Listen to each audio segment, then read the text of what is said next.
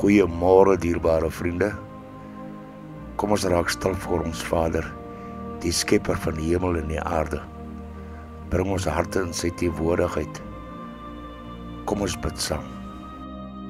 Here, U woord sê in Jesaja 40 vers 31, dat die wat op U hoop, nuwe krag kry, dat hulle sal sweef op verke soos arende, hardloop en nie moeg word nie, wandel en nie verslap nie.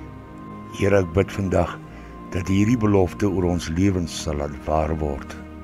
Wanneer ons moeg is, vernuwe ons krag.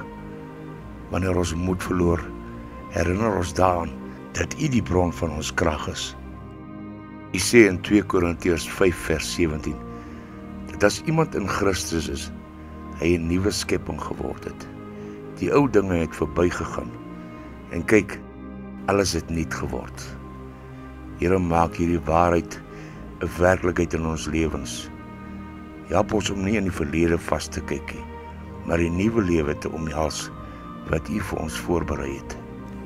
In Romeine 12 vers 2 leer U ons om nie aan hierdie wêreld gelyk te word nie, maar om verander te word deur die vernuwing van ons gemoed.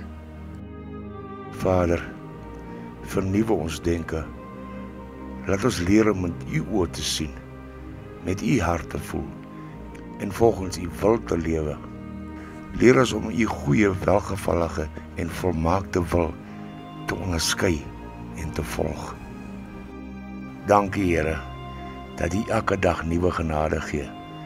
Dankie dat U nie net ons denke nie, maar ook ons gees en ons hele lewe vernuwe. Vul ons met U gees en laat ons opstaan aan die krag van U liefde.